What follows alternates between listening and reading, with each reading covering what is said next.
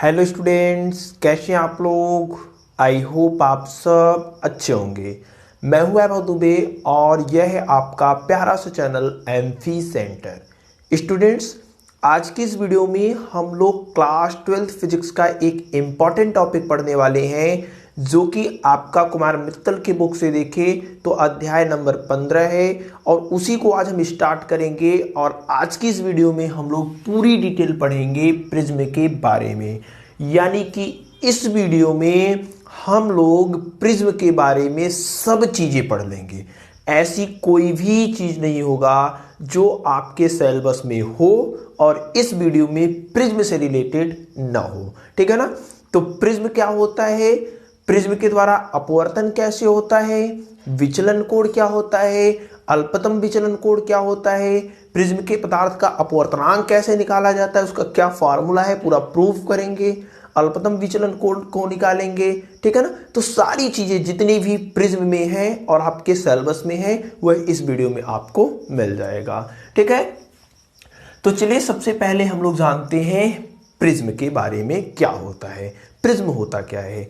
देखिए, आप कोई माध्यम ले लीजिए, ठीक है ना, कोई भी माध्यम ले लीजिए, लेकिन वह माध्यम समांग हो और पारदर्शी हो। ठीक है ना, समांग हो, पारदर्शी हो। जैसे पारदर्शी माध्यम की बात करते हैं तो जैसे कांच हो गया। ठीक है ना। अब मतलब एक समांग पारदर्शी माध्यम का भाग लीजिए और जिसमें दो समतल पृष्ठ ले लीजिए। दो समतल पृष्ठ किसी कोण पर झुके हों तो जो आकृति मिलेगी उस आकृति का नाम दिया जाता है प्रिज्म। पहले आपको प्रिज्म की आकृति हम दिखाने का प्रयास करते हैं। ये देखिए, हमारे पास ये कागज का है। अगर इस कागज को हम इस प्रकार से मोड़े और इस प्रकार से मोड़ करके हमने ये आकृति बना लिया है। ठीक है ना। ये आकृति आप देख पा रहे हैं। तो ये जो आकृति है, ठीक है ना, ये जो आकृति है इसी आकृति का होता है प्रिज्म। प्रिज्म की जो शेप होती है, जो आकृति होती है, वह सेम टू सेम इसी प्रकार का होता है। इसमें यानी प्रिज्म में देखिए 1 2 3, ये देखिए आयताकार है कि नहीं है, आयताकार है कि नहीं है। तो प्रिज्म में 3 आयताकार पृष्ठ होते हैं और 2 त्रिभुजाकार। ये सामने वाला त्रिभुज के आकार का पृष्ठ है कि नहीं, देखिए 2 त्रिभुज के आकार के पृष्ठ होते हैं। 1 2 3 आयताकार पृष्ठ होते हैं और इन्हीं आयताकार पृष्ठों को हम लोग कह रहे हैं ये समतल पृष्ठ। इन्हीं आयताकार पृष्ठों को हम लोग क्या बोल रहे हैं, समतल पृष्ठ। ठीक है ना। तो ये जो आकृति मिल रही है इसी आकृति को होता है प्रिज्म। अब ये जो कोण बन रहा है, ये ऊपर ये वाला, इन दोनों के बीच में ये जो दोनों, एक आयताकार पृष्ठ ये है, दूसरा आयताकार पृष्ठ ये है, इन दोनों आयताकार पृष्ठों के बीच का जो कोण बन रहा है इसी कोण को कहते हैं प्रिज्म कोण। इसको ऐसे कर दिया, प्रिज्म को ऐसे रख दिया, ऐसे रख दिया। अब इनके बीच का जो कोण बन रहा है वो हो जाएगा प्रिज्म का कोण। ठीक है ना। तो प्रिज्म की आकृति कुछ इस प्रकार से होती है। अब जहां भी हमें जरूरत पड़ेगा हम लोग केवल ये सामने वाली आकृति बनाते हैं। ठीक है ना। जहां भी जरूरत पड़ेगा हम लोग केवल ये सामने वाली आकृति को बनाएंगे और ये जो कोण है इस कोण को हम लोग प्रिज्म कोण कहेंगे। इसी कोण को हमेशा दर्शाया जाएगा प्रिज्म कोण से। ठीक है ना। तो प्रिज्म जब भी बनाया जाएगा तो कुछ इस प्रकार से बनाया जाएगा। ये वाला जो कोण होगा वह कोण हम लोग कहेंगे प्रिज्म कोण। ठीक है ना। ये वाला कोण क्या होगा, प्रिज्म कोण। ठीक है। ये दोनों जो पृष्ठ हैं इन दोनों पृष्ठों को हम लोग कहते हैं अपवर्तक पृष्ठ। इन दोनों पृष्ठों को क्या कहते हैं, अपवर्तक पृष्ठ। अभी डिफिनीशन फिर से आपको अच्छे से बताते हैं। ये दोनों पृष्ठ हैं कैसे, ये दोनों पृष्ठ हैं कैसे बताइए। ये दोनों जो पृष्ठ हैं आयताकार है ना, आयताकार पृष्ठ है, या फिर इन आयताकार पृष्ठों को हम लोग समतल पृष्ठ भी कहते हैं। तो जो प्रिज्म होता है वह ऐसे, देखिए इसको कांच का भी कह सकते हैं, कोई भी दिक्कत नहीं। आप ऐसे भी कह सकते हैं कि प्रिज्म कांच का वह समांग पारदर्शी माध्यम होता है जिसमें दो समतल पृष्ठ किसी कोण पर घिरे हुए होते हैं या झुके हुए होते हैं। ठीक है ना। आप प्रिज्म की डिफिनीशन क्या दे सकते हैं, प्रिज्म की डिफिनीशन में कह सकते हैं कि प्रिज्म कांच का वह समांग पारदर्शी माध्यम है। जरूरी नहीं है कि कांच का ही हो, लेकिन मैक्सिमम टाइम कांच का ही होता है। किसी भी माध्यम का हो सकता है, लेकिन वह माध्यम समांग होना चाहिए और पारदर्शी होना चाहिए। तो ऐसा माध्यम हम कांच जानते हैं, इसलिए कांच को जनरली यूज करते हैं। कह देंगे कि प्रिज्म कांच का वह समांग पारदर्शी माध्यम होता है जो किसी कोण पर दो समतल पृष्ठों से घिरा होता है। ठीक है, तो ये है आपका प्रिज्म। आई होप प्रिज्म आपको समझ में आया होगा। प्रिज्म की आकृति कैसी होती है ये भी बिल्कुल आप समझ चुकेंगे। ठीक है ना, आप चाहे तो इसको अपने मन से भी बना सकते हैं। ये एक कागज का टुकड़ा है, इसको इस प्रकार से मोड़ लीजिए। ठीक है, इस प्रकार से मोड़ लीजिए, जो आकृति मिलेगी उसी आकृति को हम लोग कहते हैं प्रिज्म। नाम तो बहुत ही प्यारा है प्रिज्म, लेकिन इसका जो काम है वह बहुत ही डेंजरस है। काम क्या करता है? अलगाव का। ठीक है ना, ये काम कैसा करता है? अलग करने का काम। यानी कि प्रिज्म है, हमने आपको बताया प्रिज्म हमेशा हम लोग ऐसे ही बनाएंगे। ठीक है ना, कोई प्रकाश की किरण इस पर गिरेगी तो ये प्रकाश की किरण जितने रंगों से मिलकर के बनी होती है, प्रिज्म क्या करता है? सभी रंगों को अलग कर देता है। इसकी एकता को ये क्या करता है? तोड़ देता है। ये एक थी, लेकिन इन सबको ये क्या कर दिया? अलग अलग कर दिया। तो इसके नाम पे मत जाइए, प्यारा सा नाम है लेकिन काम बहुत ही डेंजरस। काम क्या करता है? सभी कलरों को अलग करना। श्वेत प्रकाश इस पे आया तो जब निर्गत होंगी, जो किरणें निकलेंगी, वह सभी किरणों को यह प्रिज्म क्या करेगा? अलग अलग कर देगा। ठीक है, तो ये है प्रिज्म। प्रिज्म के बारे में ये जानते रहिए। ये वाला जो कोण है, हमने फिगर में भी आपको बताया, उस कोण को हम लोग कहते हैं प्रिज्म कोण। ठीक है, ये दोनों पृष्ठ कैसे हैं? अपवर्तक पृष्ठ हैं, यानी कि प्रकाश की किरणें या कि कोई भी किरणें यहाँ पे टकराएंगी। चलिए हम लोग जानते हैं कि प्रिज्म के द्वारा अपवर्तन, ठीक है ना, प्रिज्म क्या होता है समझ गए। अब हम लोग बात करेंगे प्रिज्म द्वारा प्रकाश का अपवर्तन। प्रिज्म द्वारा, ये इंपॉर्टेंट टॉपिक है, आप समझिएगा अच्छे से। प्रिज्म द्वारा प्रकाश का अपवर्तन, प्रकाश का अपवर्तन इंपॉर्टेंट है लेकिन बहुत सरल है। अपवर्तन यानी कि refraction of light by prism, refraction of light by prism. चलिए देखते हैं प्रिज्म द्वारा प्रकाश का अपवर्तन, refraction of light by prism.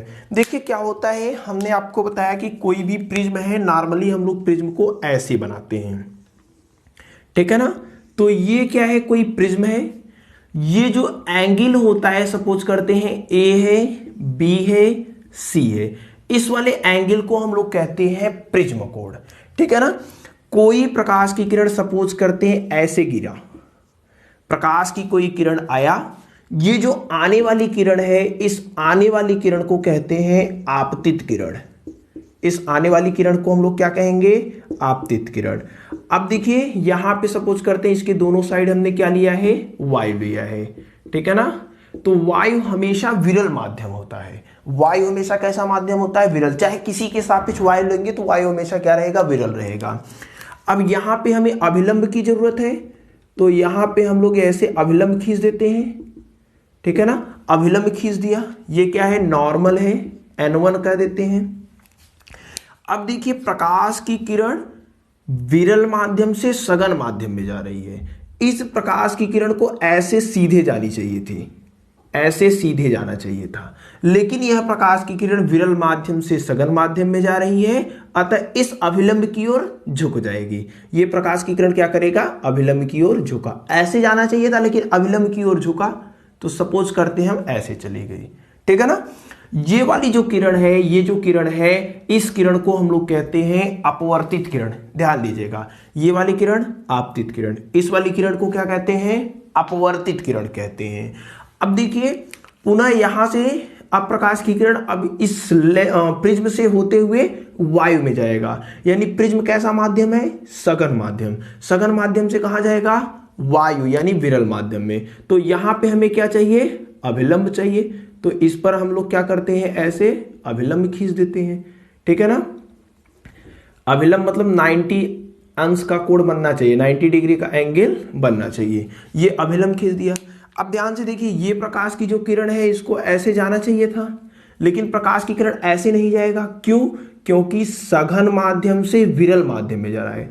जब प्रकाश की किरण सघन माध्यम से विरल माध्यम में जाए तो इस अभिलंब से दूर हटेगी, यानी ऐसे जाना चाहिए था, अब इससे दूर जाएगी, यानी इस साइड जाएगी। तो ये प्रकाश की किरण ऐसे चली जाएगी। ये जो प्रकाश की किरण है, इस प्रकाश की किरण को कहते हैं निर्गत किरण। ठीक है, इसको क्या बोलते हैं? निर्गत। ये आपतित किरण, ये अपवर्तित किरण, ये वाली जो किरण है उसको बोलते हैं निर्गत किरण। देखिए, प्रकाश की किरण को जाना ऐसे चाहिए था, लेकिन गई कैसे? ऐसे गई है। ध्यान से समझिएगा। सपोज करते हैं ये वाला जो एंगल है, अभिलंब और आपतित किरण के बीच बना कोण क्या होता है? अभिलंब और आपतित किरण। ये वाला जो दूसरा अभिलंब हमने खींचा, इसको मान लेते हैं N2 कह दिया। ये अभिलंब है, ये आपतित किरण है। अभिलंब और आपतित किरण के बीच बना कोण आपतन कोण होता है I1। ये अपवर्तित किरण है और ये क्या है? अभिलंब है। तो अपवर्तित किरण और अभिलंब के बीच बना कोण क्या होता है? अपवर्तित कोण होता है, अपवर्तन कोण होता है। मान लिया R1 है। उसी प्रकार से सपोज करते हैं ये क्या है? मान लिया हमने ये क्या है? R2 है। ठीक है ना। उसके बाद अभिलंब और निर्गत किरण के बीच जनाब जो कोण बन रहा है उसको हमने क्या मान लिया है? I2 है। ठीक है, इतनी बात समझ में आया। ये आपतन कोण, अपवर्तन कोण, ये माना R2, ये क्या है? I2 है। ठीक है, ये है प्रिज्म द्वारा प्रकाश का अपवर्तन। ये बात समझ में आया कि नहीं? आपतित किरण विरल माध्यम से सघन माध्यम में गई, अभिलंब की ओर झुक गया, फिर सघन माध्यम से विरल माध्यम में गया, अभिलंब से दूर हटा। ये वाली जो किरण है, इस किरण को कहते हैं आपतित किरण। ये वाली जो किरण है अपवर्तित किरण। ये जो किरण है निर्गत किरण। ये क्या है? आपतन कोण। ये क्या है? अपवर्तन कोण। ये हमने मान लिया R2 है, ये हमने मान लिया I2 है। ठीक है, सपोज करते P से किरण निकली, यहां बिंदु Q पर आपतित हुई, R से होते हुए S तक गई है। ठीक है, ये बात समझ गए।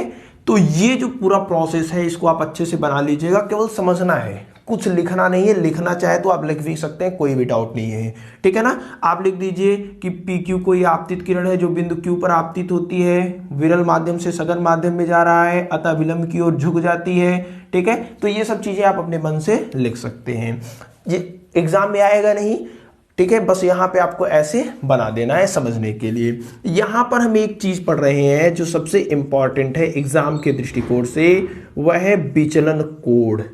ठीक है, विचलन कोण यानी angle of deviation. Angle of deviation, angle of deviation का मतलब होता है कि प्रकाश की किरण कितना विचलित हुई है। प्रकाश की किरण कितना, प्रकाश की किरण ऐसे जा रही थी, सपोज करिए कोई प्रकाश की किरण ऐसे जा रही थी और लास्ट में वह ऐसे चली गई, तो प्रकाश की किरण कितना विचलित हुई, अपने मार्ग से कितना हटी? ये एंगल नो, ध्यान दीजिएगा, ये एंगल नहीं। प्रकाश की किरण कैसे जा रही थी? ऐसे जा रही थी। अगर ये विचलित न होती तो ऐसे सीधे जाती, तो यहां से कितनी दूर हटी? यानी ये एंगल, ये एंगल क्या होगा? विचलन कोण होगा। समझिएगा, विचलन कोण क्या है? जैसे प्रकाश की किरण ऐसे जा रही थी, ठीक है, वह पुनः ऐसे चली गई, तो कितना विचलित हुई प्रकाश की किरण? कितना विचलित हुई? अगर ये विचलित न होती तो ऐसे सीधे जाती, ऐसे सीधे निकल जाती, लेकिन यहां से न जाकर के इधर से जा रही है, तो कितना विचलित हुई? इतना विचलित हुई। उसी प्रकार से थीटा एंगल विचलित हुई है, उसी प्रकार से यहां पे हम लोग देखेंगे। कहां पे? इस लेंस में। प्रकाश की किरण ऐसे जा रही थी, अगर विचलित न होती तो सीधे ऐसे निकल जाती, और लास्ट में प्रकाश की किरण गई कैसे? लेंस से बाहर गई कैसे? ऐसे गई। यानी इसको हम लोग क्या करते हैं? ऐसे पीछे बढ़ाते हैं। ऐसे हम लोग क्या करते हैं? पीछे बढ़ाते हैं। ठीक है, ऐसे पीछे बढ़ा दिया। तो ठीक है, प्रकाश की किरण ऐसे जाना चाहिए था, लेकिन गई कैसे? ऐसे। ठीक है, तो कितना विचलित हुई? ये एंगल बताइए, इतना विचलित हुई कि नहीं? विचलन कोण को हम लोग बोलते हैं डेल। विचलन कोण को किससे दर्शाया जाता है? डेल से दर्शाया जाता है। ठीक है ना। तो प्रकाश की किरण कितना विचलित हुई है? ये इतना विचलित हुई है, डेल। समझ रहे हैं ना कैसे? प्रकाश की किरण ऐसे जा रही थी, लेकिन गई कैसे? ऐसे। इसको पीछे हमने बढ़ाया, देखा हाँ इतना विचलित हुई है। तो कितना विचलित हुई है प्रकाश की किरण? डेल विचलित हुई है। ठीक है ना। ये बात समझ गए। चलिए हम लोग विचलन कोण को निकालते भी हैं कि विचलन कोण का मान कितना होता है। चलिए 1 बाय 1 करके सॉल्व करेंगे, एकदम आसान है। नॉर्मल मैथमेटिक्स अगर आपको आता होगा तो ये सब एकदम चीजें आसान लगेंगी। ठीक है, विचलन कोण, विचलन कोण, एंगल ऑफ डेविएशन, ठीक है, angle of deviation, angle of deviation. चलिए देखते हैं विचलन कोण का मान निकालते हैं, यानी इस डेल का मान हमें निकालना है। सपोज कर लेते हैं हम लोग कि ये वाला जो एंगल है, ये वाला जो एंगल है, इसको हमने नाम दिया डेल 1, ठीक है, कुछ भी आप देख सकते हैं आप अपने मन से। और ये वाला जो एंगल है इसको हमने नाम दे दिया है डेल 2, ठीक है ना।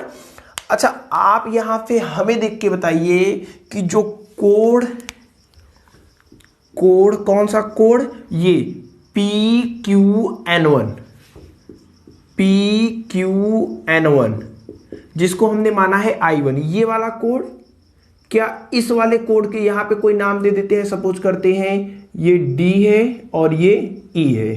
EQD के बराबर होगा क्या, EQD के बराबर होगा क्या। ध्यान से समझिए कौन से कोण है, शीर्षाभिमुख कोण। क्या होते हैं अभी आपको समझाते हैं, टेंशन मत लीजिए। शीर्षाभिमुख कोण, ध्यान से देख लेते हैं शीर्षाभिमुख कोण क्या होता है। अगर दो रेखाएं एक दूसरे को ऐसे काटती हैं तो ये वाला जो कोण होता है वह इस वाले कोण के बराबर होता है, ये वाला जो कोण होता है वह इस वाले कोण के बराबर होता है। यानी आमने सामने वाले कोण क्या होते हैं, बराबर होते हैं। और आमने सामने वाले इन्हीं कोणों को हम लोग कहते हैं शीर्षाभिमुख कोण। ठीक है, ये दो रेखाएं काटी तो आमने सामने के कोण बराबर, यह वाला कोण इस वाले कोण के बराबर, ठीक है ना, तो उनको हम लोग बोलते हैं शीर्षाभिमुख कोण। तो उसी प्रकार से देखिए ये वाला और ये वाला रेखा एक दूसरे को काट रही है, तो ये कोण और ये पूरा वाला कोण आपस में क्या होगा, बराबर। तो ये कोण कितना है, I1 है। ये कोण कितना है, I1। ये वाला देखिए PQN1 कितना है, I1 है। और ये DQE या EQD कितना है, R1 प्लस डेल 1। देखिए ये दो कोणों से मिलकर के बना है तो दोनों को जोड़ देते हैं, तो R1 प्लस डेल 1। हमें मान चाहिए डेल 1 का, तो डेल 1 बराबर कितना हो जाएगा, I1 माइनस R1, समीकरण नंबर 1। समझ गए। उसी प्रकार से इधर देखते हैं, इधर ये जो कोण है कौन सा, पुनः एकदम आसान है, बस आप थोड़ा सा पिछले वाली चीजें याद होनी चाहिए। SRN2, ये वाला कोण जो I2 है, SRN2 कोण, SRN2 बराबर हुआ कौन से कोण के, इसके सामने यही कोण है ना, यानी DRE, कोण DRE। SRN2 का मान कितना है, SRN2 ये वाला कोण कितना है, I2 है। DRE देखिए कोण DRE, ये कोण कितना है, दो कोणों से मिलकर बना है, डेल 2 और R2। तो दोनों को हम लोग क्या करते हैं, जोड़ देते हैं, डेल 2 प्लस R2। हमें मान किसका निकालना है, डेल 2 का। क्यों निकालना है आगे देखेंगे। I2 माइनस R2 प्लस में इधर जाएगा माइनस में, ठीक है ना। अब हम बात करते हैं ये त्रिभुज DQR, ये ध्यान से त्रिभुज देखिए DQR, ठीक है। ये जो त्रिभुज हम लोग देख रहे हैं उसी की बात करेंगे। त्रिभुज DQR में बहिष्कोण प्रमेय से, अब बहिष्कोण प्रमेय क्या होता है नहीं पता है तो टेंशन मत लीजिए, अभी हम बता देते हैं। बहिष्कोण प्रमेय से हर एक टॉपिक को क्लियर करेंगे, ठीक है ना। बहिष्कोण प्रमेय से, बहिष्कोण प्रमेय क्या होता है कि जैसे कोई त्रिभुज है तो किसी भी त्रिभुज की एक भुजा को आप आगे बढ़ा दीजिए। जैसे ये त्रिभुज है, इस त्रिभुज की हम एक भुजा को आगे बढ़ा देते हैं, ठीक है ना। तो ये जो कोण बनेगा इसको हम लोग बोलेंगे बहिष्कोण, यानी बाहर वाला कोण। सपोज करते हैं इसको ना बढ़ा करके आप कहेंगे इसी को क्यों बढ़ाया, तो चलिए इसको बढ़ा देते हैं। तो एक भुजा को हमने आगे बढ़ाया तो ये जो कोण बना, इस कोण को हम लोग बोलते हैं बहिष्कोण। और इसका जो मान होगा, ये प्रमेय है, क्लास 9th में आपने प्रूफ किया होगा। इसका जो मान होता है, अब इसके पास में जो है इसको छोड़ देते हैं। इस कोण के पास में ये वाला कोण है, इसको छोड़ दिया। अब इसके पास ये इसको छोड़ दिया, जो बाकी दो बचे हुए हैं उस त्रिभुज के, ये कोण, इन दोनों कोणों के योग के इसको इसको जोड़ देंगे तो थीटा आ जाएगा, ये ठीक है, इसको इसको जोड़ देंगे तो थीटा आ जाएगा, ऐसा प्रमेय है, ठीक है ना। तो उसी प्रकार से हम करें डी क्यू आर में, ध्यान से देखिए डी क्यू आर में डेल क्या है, ये वाली भुजा को ऐसे आगे बढ़ाया गया है, डेल क्या है, बाहर वाला कोण है, बहिष्कोण है, इसका जो मान होगा इन दोनों के योग के बराबर होगा कि नहीं, उसी त्रिभुज के अंदर दूर वाले कोणों के। हाँ सर एकदम सही बताया आपने, यानी कि जो डेल होगा वह डेल 1 प्लस डेल 2 होगा, हो जाएगा, बिल्कुल हो जाएगा। अब यहां से डेल 1 का मान कितना है, देखिए डेल 1 का मान कितना है I1, इसीलिए तो डेल 1 का मान हमने निकाला था I1 माइनस R1, यही रखने के लिए डेल 2 कहाँ है, यहाँ है I2 माइनस R2, यहां से देखिए del is equal to I1 plus I2 minus, देखिए I2 को लिख दिया माइनस R1 माइनस R2 है, दोनों में माइनस है, कॉमन कर लिया R1 प्लस R2, ठीक है। तो ये जो मिला है यही है विचलन कोण डेल का मान। हमें क्या निकालना था, विचलन कोण का मान निकालना था, इसी डेल का मान निकालना था, निकाल लिया। ये फार्मूला, अभी एक और फार्मूला आगे प्रूफ करते हैं, ध्यान से देखिएगा। डेल का मान कितना आ गया I1 प्लस I2, इसको भी एक ब्रैकेट में कर देते हैं, माइनस R1 प्लस R2, यानी I1 I2 को जोड़ दीजिए, माइनस कर दीजिए R1 प्लस R2 को, ठीक है ना। अब आगे देखते हैं, चलिए आपतित कोण को हम लोग इधर देख लेते हैं। आपतित किरण ये है, आपतित किरण, ठीक है। अभी हमें इसी के दूसरे रूप को भी देख लेते हैं, सेम टू सेम वही आएगा, कुछ और चीजें आगे देखते हैं। चलिए देखते हैं हम क्या है, चतुर्भुज की बात करते हैं। कौन से चतुर्भुज की, ए यहां है, क्यू यहां है, उसके बाद ई यहां है, फिर आर यहां है, यानी कि चतुर्भुज यहां से लिख रहे हैं हम ना, ए क्यू ई आर में चलते हैं, ए क्यू ई आर। ये चतुर्भुज आपको दिखाई दे रहा है, ये चतुर्भुज आपको दिखाई दे रहा है, जी हां दिखाई दे रहा है। इसके चारों कोणों को आपस में जोड़ दीजिए। पहला कोण क्या है, ए क्यू ई प्लस दूसरा कोण है क्यू ई आर। अब ये सब चीजें आपको आना चाहिए, क्यू ई आर, ठीक है। चलिए नीचे लिख लेते हैं, प्लस ये वाला कोण हम लिखना है तो ई आर ए, कोण ई आर ए, प्लस ये वाला कोण R A Q, R A Q. चतुर्भुज के चारों कोणों का योग कितना होता है, 360 अंश, ठीक है ना। चतुर्भुज के चारों कोणों का योग कितना होता है, 360 अंश, ठीक है ना। ये इधर है, इतना तो आप जानते हैं। चतुर्भुज के हमने चारों कोणों को जोड़ा, मान कितना आ गया, 360 अंश। एक और चीज जानिए, ये N1 क्या है, परपेंडिकुलर है, लंब है। जैसे हमने ऐसे रेखा खींचा है तो ये हमने क्या खींचा है, लंब खींचा है, यानी कि जिस पर खींचा है उससे और अभिलंब के बीच का जो कोण होगा वह कितना होगा, 90 डिग्री होगा। जिस पर खींचा है इसी पर खींचा है, जिससे खींचा है इससे खींचा है। ध्यान से समझिए, फिर से समझिए, ये कोई सरफेस है, ठीक है, इस पर हमने ऐसे लंब खींच दिया है, तो जिस पर खींचा है यानी इस पर खींचा है, जिससे खींचा है उनके बीच का जो कोण होगा वह 90 अंश होगा। इस पर खींचा है, इससे खींचा है, 90 अंश होगा, ठीक है। उसी प्रकार से ए बी कोई सरफेस था, N1 क्या था, अभिलंब था, ठीक है ना। ए बी सरफेस पर N1 अभिलंब है, यानी कि ए बी और N1 ये ब्लैक वाला और रेड वाला, यानी ये वाला एंगल टोटल कितना होना चाहिए, 90 डिग्री होना चाहिए। नहीं, जैसे देखिए ये अभिलंब खींचा है, किस पर खींचा है, इस पर, तो इसके और अभिलंब के बीच, ध्यान से देखिए, इस पर और अभिलंब के बीच का कोण 90 अंश होगा, बिल्कुल होगा। तो ए क्यू ई का मान कितना हो जाएगा, 90 डिग्री हो जाएगा, 90 अंश हो गया। प्लस क्यू ई आर का मान कितना होगा, देखिए क्यू यहां है, ई यहां है, आर यहां है। ये कोण ध्यान से देखिए, क्यू ई आर को हम यहां पे बना लेते हैं आपको समझाने के लिए। ये R1 दिया है, ये Q है, ये E है, ये R है, ये R2 दिया है। ध्यान से समझिए, तो यहां पे, ठीक है ना, फिगर थोड़ा सा ध्यान से बनाइएगा। ये Q है, ये R है, ये E है, ये त्रिभुज हमने बना लिया। ये कोण R1 था, ये कोण R2 था, लिख लिया। हमें इस कोण का मान चाहिए, तो हम लोग जानते हैं त्रिभुज के तीनों कोणों का मान कितना होता है 180 अंश, यानी R1 प्लस R2 प्लस ये कोण R को जोड़ देंगे, मान कितना आएगा 180 अंश आएगा। बताइए R1 R2 इस कोण को जोड़ दिया, मान 180 अंश आया। यानी कोण R का अगर मान निकालना है, कोण R का मान निकालना है, ये R1 प्लस R2 प्लस में उधर जाएंगे माइनस में हो जाएंगे, माइनस R1 माइनस R2, ठीक है ना। यहां से माइनस कॉमन करेंगे तो ये क्या हो जाएगा प्लस, यानी कोण R के स्थान पर हम लोग कितना लिख सकते हैं 180 माइनस R1 प्लस R2। कोण QER यही है ना, तो इसके स्थान पर हमने कितना लिख दिया 180 माइनस R1 प्लस R2। समझ गए इस बात को? बिल्कुल। उसी प्रकार से ERA, देखिए ERA, ये देखिए अभिलंब है, ये सरफेस है, सरफेस पर अभिलंब खींचा गया है, तो ये जो वाला जो कोण होगा पूरा सरफेस से अभिलंब के बीच का 90 अंश होगा कि नहीं होगा। जैसे इसको 90 डिग्री किया, बिल्कुल होगा, 90 कर दिया। और इसको कोण RAQ, ये वाला कोण क्या है प्रिज्म कोण, प्रिज्म कोण को मान लेते हैं कितना है A है, सबको जोड़ेंगे तो मान कितना आएगा 360 अंश, ठीक है।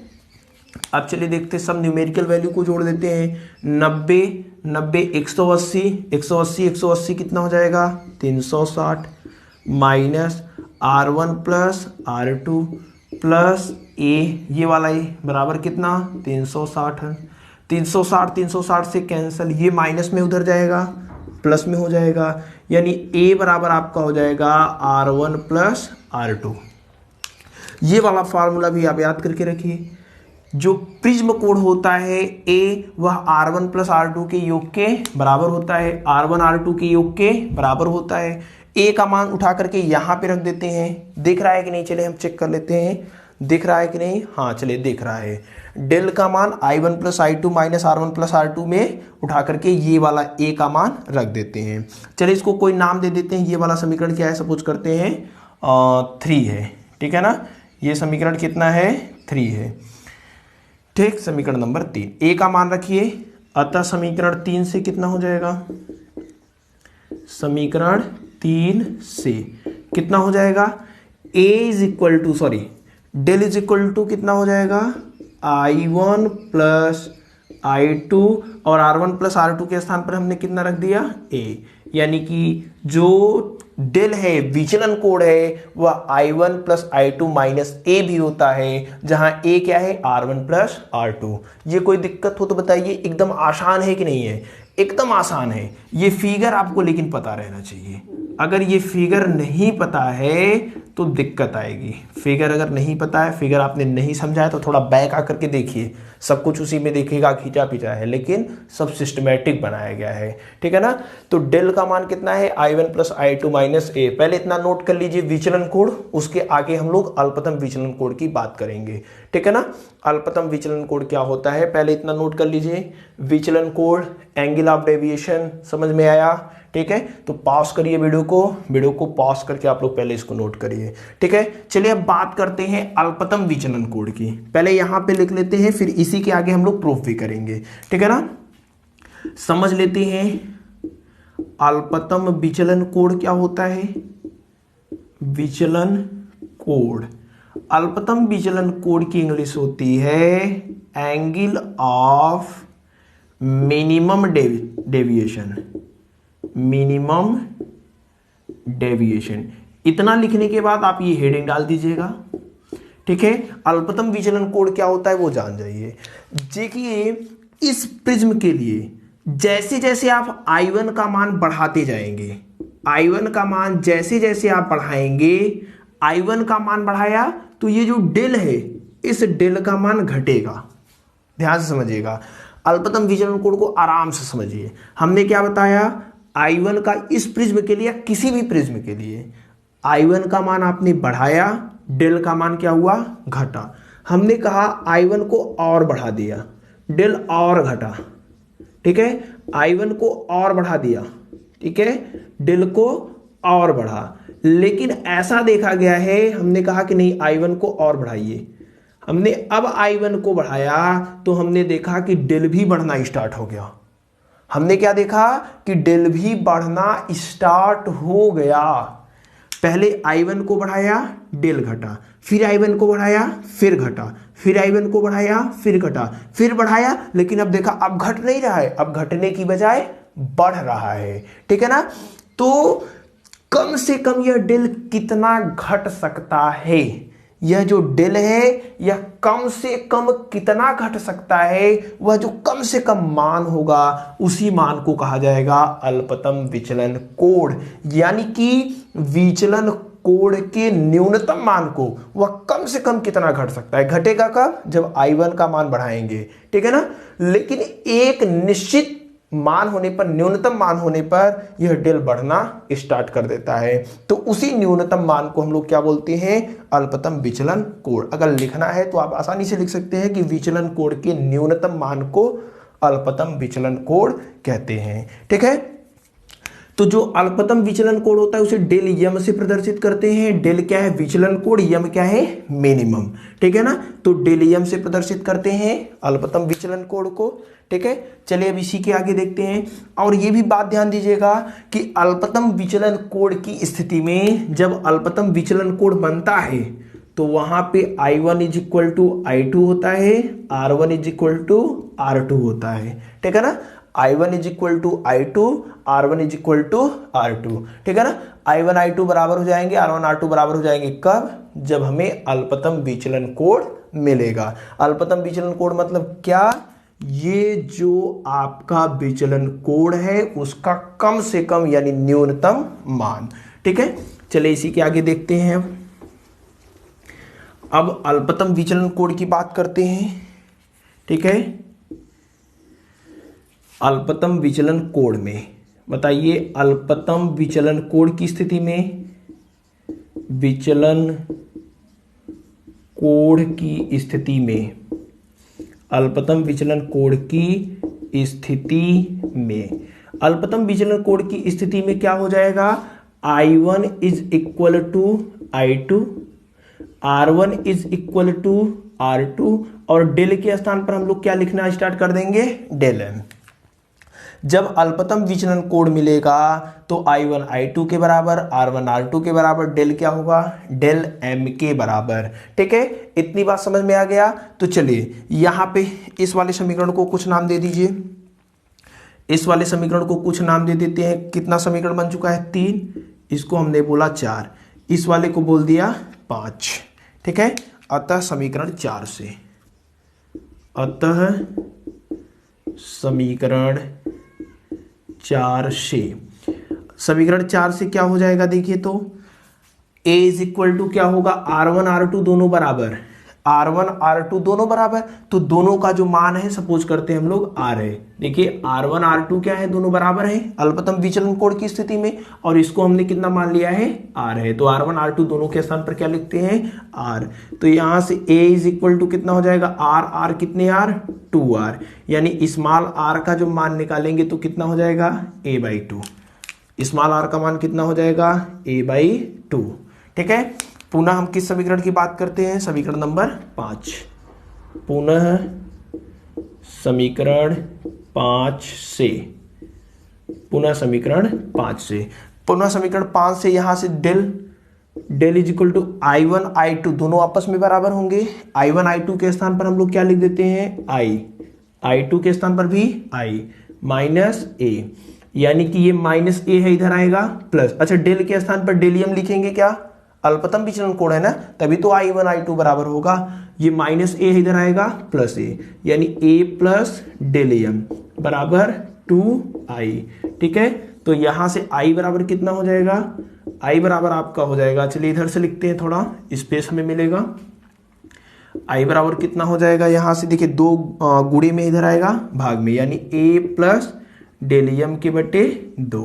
हमें ये सब तामाझामा हम लोग क्यों कर रहे हैं? हमें इस प्रिज्म के पदार्थ का अपवर्तनांक निकालना है, n का मान निकालना है। जिस पदार्थ से ये मिलकर बना है उसका अपवर्तनांक क्या है। ठीक है ना।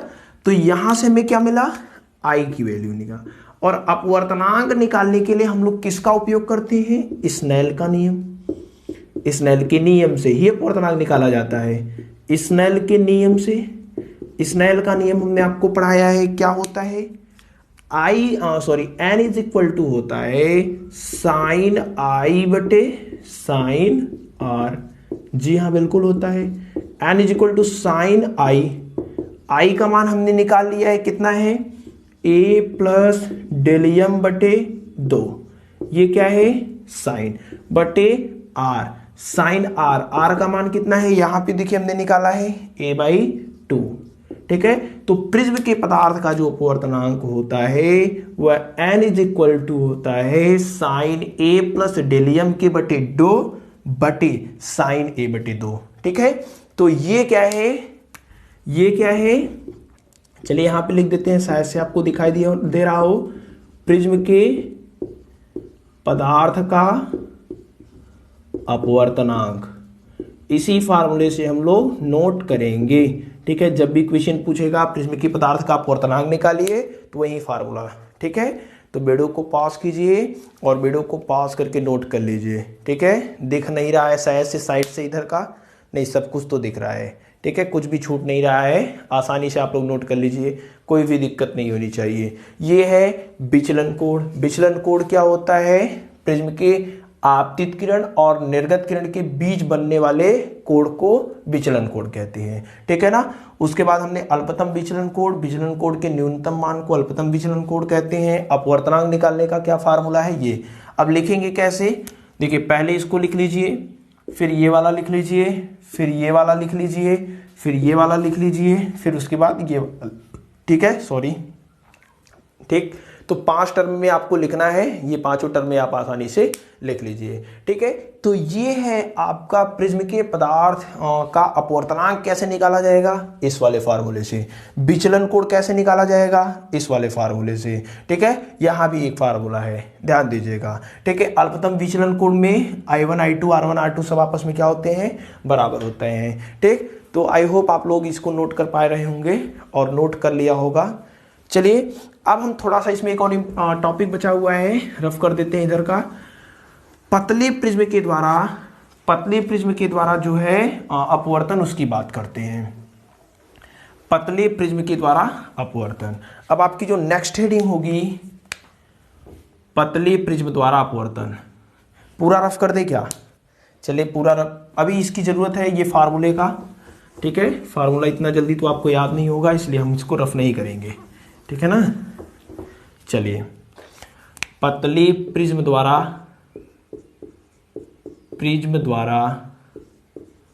अपवर्तन। ठीक, रिफ्रैक्शन बाई थीन प्रिज्म। देखिए क्या होता है, कुछ ऐसे प्रिज्म होते हैं जिन बहुत पतले होते हैं, बहुत पतले, यानी कि जिस प्रिज्म के लिए प्रिज्म कोण, जिस भी प्रिज्म के लिए प्रिज्म कोण जो होता है वह 5 डिग्री के कम, 5 डिग्री से कम या उसके बराबर होता है। ठीक है ना, जिस भी प्रिज्म के लिए जो प्रिज्म कोण होता है वह 5 डिग्री या उससे कम होता है। ठीक है, तो वहां पर क्या अपवर्तन होगा, उसके लिए n का मान कैसे निकालेंगे वो देखिए, ध्यान से समझिएगा। जब a का मान कम होगा, यानी प्रिज्म कोण का जब मान कम होगा, तो डेल का भी जो मान होगा वह क्या होगा, डेल यम का भी जो मान होगा वह क्या होगा, बहुत कम होगा। बताइए, a का मान बहुत कम है तो डेल यम यानी जो विचलन होगा वह भी क्या होगा, बहुत। अरे प्रिज्म बहुत पतला है तो विचलन भी क्या होगा, बहुत कम होगा। यानी कि a प्लस डेल यम कैसी राशि होंगी, छोटी राशि होगी। बताइए, छोटी राशि है कि नहीं है। अब इसी में हम 2 का भाग दे देते हैं, ये और छोटी राशि हो गई। बताइए, और छोटी राशि होगी कि नहीं, भाग दे रहे हैं तो और छोटी राशि हो जाएगी। ठीक है, और छोटी राशि हो गई, यानी कि ये जो पूरा है ये बहुत छोटी राशि है। ये कैसी राशि है, बहुत छोटी राशि है। जब बहुत छोटी राशि हो तो हम लोग जानते हैं, अगर sine theta is equal to theta लिख सकते हैं, अगर ये थीटा क्या हो, बहुत छोटा हो। अगर थीटा का मान बहुत छोटा है तो साइन थीटा के स्थान पर हम लोग क्या लिख सकते हैं, थीटा लिख सकते हैं। उसी प्रकार से साइन ए प्लस डेलियम बाई 2 के स्थान पर हम लोग क्या लिख सकते हैं, ये साइन हटा करके, क्यों, क्योंकि यह बहुत छोटी राशि है, तो इस पूरे के स्थान पर ये लिख सकते हैं, आसानी से समझ गए, ठीक है ना। चलिए देखते हैं इसके आगे। अब ये मान उठा करके यहां पे रख देते हैं। उसी प्रकार से a बाई 2 क्या है, बहुत छोटी राशि होगी कि नहीं बताइए, हमने ऑलरेडी कहा है a कैसी राशि है, छोटी राशि है, तो a बाई 2 भी कैसी राशि होगी, छोटी राशि होगी, ठीक है, बहुत छोटी राशि होगी, छोटी राशि नहीं बहुत छोटी राशि, ठीक है ना। उसके बाद साइन a बाई 2 के स्थान पर हम लोग क्या लिखने वाले हैं, a बाई 2, क्यों, क्योंकि a बाई 2 हमने पहले ही कह दिया है कि जो प्रिज्म कोण है वो बहुत छोटा है, पतला लेंस है, तो a बाई 2 के साइन a बाई 2 के स्थान पर a बाई 2, क्यों, क्योंकि a बाई 2 कैसी राशि है। तो यहां से देखिए इस वाले फार्मूले से, अतः क्या हो जाएगा, अतः n इज इक्वल टू क्या हो जाएगा, साइन a प्लस डेलियम बाई 2 के स्थान पर कितना लिखना है, a प्लस डेलियम बाई 2 बटे sine a by 2, sine a by 2 के स्थान पर कितना लिखना है, a बाई 2, 2 से कैंसल हो जाएगा, ठीक है ना। ये a इधर भाग में इधर जाएगा, गुणा हो जाएगा, यानी एन ए बराबर a प्लस डेल m, ठीक है ना। यहां से a प्लस में इधर आएगा, माइनस में हो जाएगा, यानी कि N A minus A is equal to कितना हो जाएगा, डेलियम हो जाएगा, ठीक है ना। a कॉमन है, कॉमन कर लिया, n minus 1 is equal to del यम, या फिर इसको ऐसे भी लिख सकते हैं, यहीं तक छोड़ देते हैं, डेल यम बराबर कितना हो जाएगा, n माइनस 1 इंटू ए। तो पतला प्रिज्म है, उसके लिए जो विचलन कोण होगा वह हम लोग इस वाले से निकालेंगे, ठीक है ना। तो इजी है एकदम, कोई भी दिक्कत तो नहीं होगी शायद से। इतना है प्रिज्म के बारे में, आपको इतना पढ़ना है, ठीक है ना। आज की इस वीडियो में आपने क्या क्या पढ़ा है बताइए, तो एक बार रिपीट कर लेते हैं। सबसे पहले हमने प्रिज्म के बारे में पढ़ा, सबसे पहले हमने क्या पढ़ा, प्रिज्म के बारे में। उसके बाद हम लोगों ने क्या पढ़ा, प्रिज्म द्वारा प्रकाश का अपवर्तन पढ़ा, प्रिज्म से प्रकाश का अपवर्तन पढ़ा, ठीक है ना, प्रकाश का अपवर्तन पढ़ा, ठीक है, ये सब चीजें हमने पढ़ा है इस वीडियो में। उसके बाद हमने पढ़ा विचलन कोण, विचलन कोण क्या होता है, विचलन कोण को कैसे प्राप्त करेंगे वो पता चला हमें, ठीक है। उसके बाद हमने पढ़ा अल्पतम विचलन कोण के बारे में, अल्पतम विचलन कोण, ठीक है ना। उसके बाद हमने क्या पढ़ा, प्रिज्म के प्रकाश का अपवर्तनांक, अभी अभी देखा, प्रिज्म के पदार्थ का अपवर्तनांक क्या होता है उसका फार्मूला प्रूफ किया, ठीक है ना, अपवर्तनांक क्या होता है वो हमने प्रूफ किया। उसके बाद पतले प्रिज्म द्वारा अपवर्तनांक, ठीक है ना, पतले प्रिज्म द्वारा अपवर्तन, पतले प्रिज्म द्वारा अपवर्तन, ठीक है ना। ये सब चीजें हम लोगों ने आज की इस वीडियो में देखा है, ठीक है ना। अगर इस वीडियो से द्वारा पतले प्रिज्म द्वारा अपवर्तन नहीं, विचलन, सॉरी विचलन देखना है ना, देखिए ये विचलन का ही फार्मूला आया है ना, तो यहां पे विचलन देखिए, विचलन देखिए, अब नोट करिए, ठीक है ना, ये विचलन है यानी कि डेविएशन, डेविएशन, ठीक है। तो इतनी चीजें आज की इस वीडियो में हम लोगों ने जाना, जो कि आपके सिलेबस के अकॉर्डिंग प्रिज्म के बारे में इतना ही पढ़ना है, ठीक है ना। सारी चीजों को हमने जाना, वीडियो को पॉज करके नोट कर लीजिए।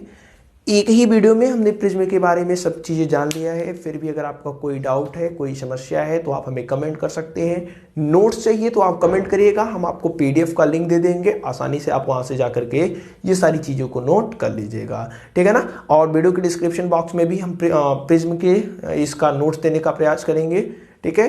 अगर ये वीडियो आपके लिए हेल्पफुल हो, अगर आपने इस वीडियो से कुछ सीखा हो, तो वीडियो को लाइक और शेयर कर दीजिएगा। चैनल पर नए हैं तो सब्सक्राइब कर लीजिए, बेल आइकन को भी प्रेस कर लीजिए। अब आपको आगे इसी चैप्टर में जो कुछ भी बचा है, जैसे कि वर्ड विक्षेपण बचा है, उसको हम लोग देखेंगे, ठीक है। आगे आपसे मिलेंगे इसके आगे के टॉपिक के साथ, तब तक बेस्ट ऑफ लक।